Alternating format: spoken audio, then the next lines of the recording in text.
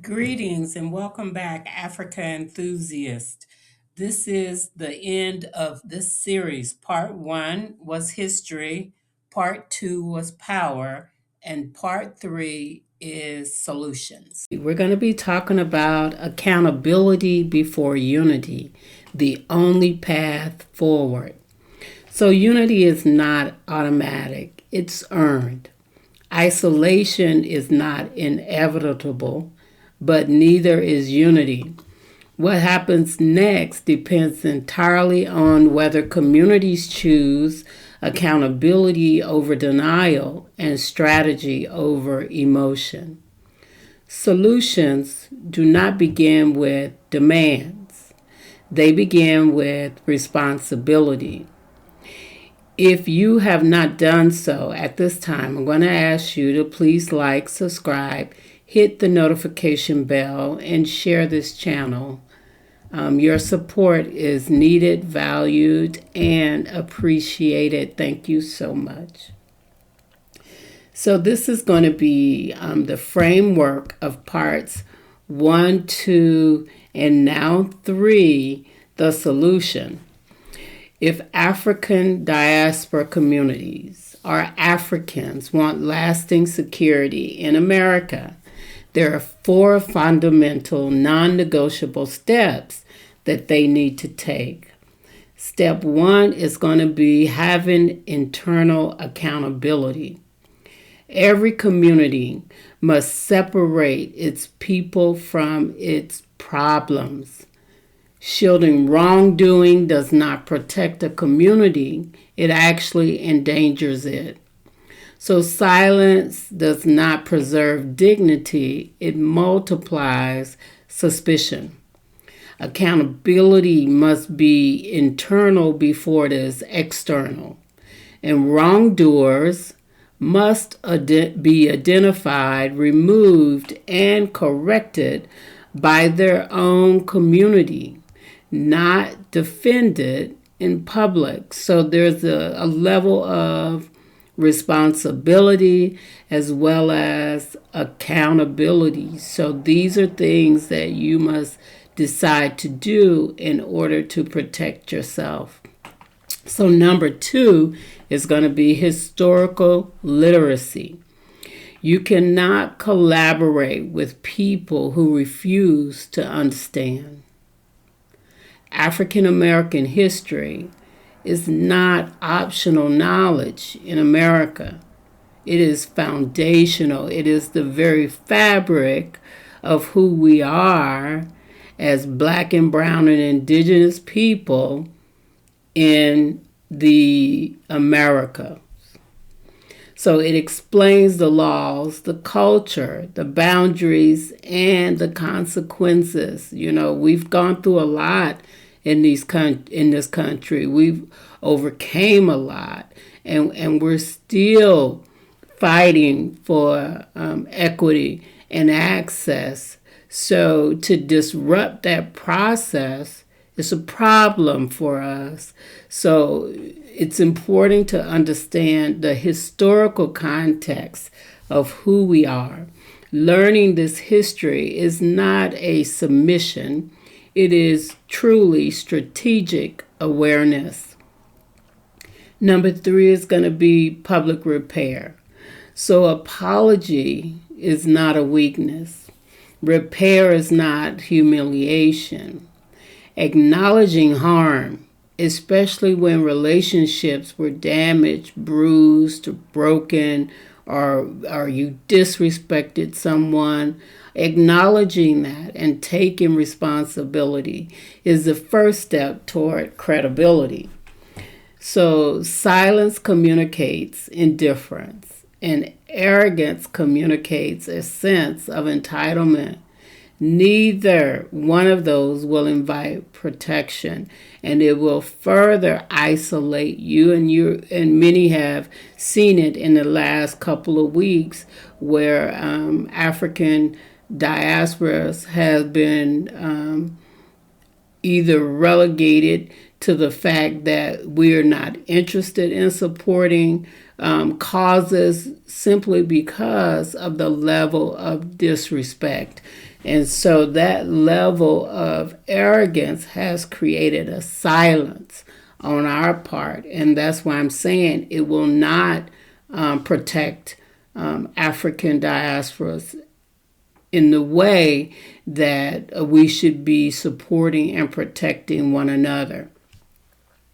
So here's a reality check for Black and brown immigrants who come to America and decide not to immerse themselves in the Black or the African American or the indigenous culture. Isolation is not oppression. It's a consequence. You're choosing to isolate yourself from us as a people. So no community survives in America by standing alone. Isolation invites scrutiny. Fragmentation invites enforcement. And denial invites consequences. So collaboration is not charity. It is actually a strategy for you. So those who refuse accountability will face the system, this American system, this unjust system alone. So those who choose to repair will find partnership, possibly again. So there is a way to circumvent certain situations, and restoration is available, but clearly it has to be a sincere apology, and it just can't be out of desperation or fear. So there has to be really an onboarding and a transfer of information and ideas, so that clarity, there's a clarity of where we are, who we are, and how we're moving forward together as a unit. So in closing, I just want to say that this moment that we're witnessing today is not the end for the continental Africans in America. It is certainly a crossroads. So isolation is a choice, as well as accountability is a choice, and collaboration is a choice. We can't force you to try to understand and learn about our history, our culture, and yes, African Americans have rich cultures, not just one. As I mentioned before, the United States was broken up into 12 nations or territories, and each one of those are distinctively different. So just like Mandikas and Fulas and Serules and Ethiopians and Somalis, we're all different, but we're all of African descent. And so here in America, you have a rich blending of Black, brown, indigenous African people, Moors, Creoles, Gullah Geechee. So we're all blended here in America, and you can't just put us all in one box, because we're not that. We're extensive, we're expansive, we're global, we're all over the place, just like many Africans are. And so in America, choices always produce outcomes, and sometimes you don't even have to make the choice. That choice is forced on you because of institutional racism and systemic racism. It is built into the very fabric of America. It's the foundation of America, and I don't think you should be childlike in your thinking, in your processes, to think that Black folks are here not doing anything, or we haven't accomplished anything. That kind of thinking has caused the isolation And not only that, it's disruptive and it's actually false. And so we want to be sure that we're sharing accurate information. And even if you disagree, I dislike the African American to come out and be negative about the African American when you're in this country trying to settle yourself is going to make you stand out like a sore thumb. So stop it. Don't do that. It's rude. It's disrespectful. Okay? So respect us and we'll respect you.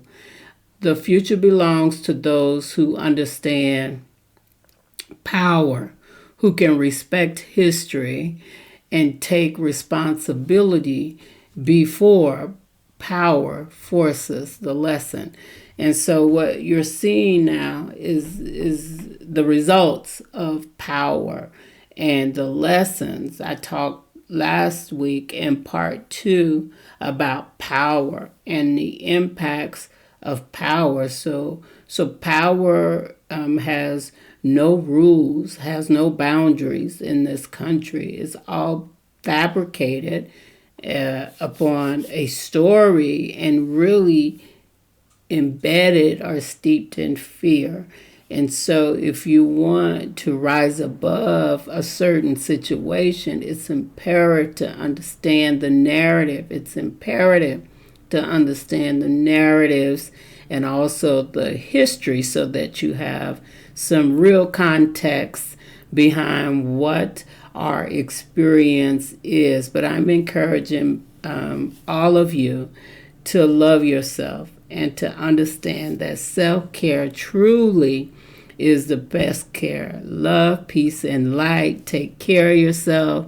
I made it through this video. My voice was about to shut down, but thank you so much. I'm so grateful for you. And if you're in America and you haven't been deported, try to understand us as a people. Learn our culture, learn our history, and we will respectfully do the same for you because it's all about immersion and unity, uniting. All right, take care, guys. See you on the next one. Later.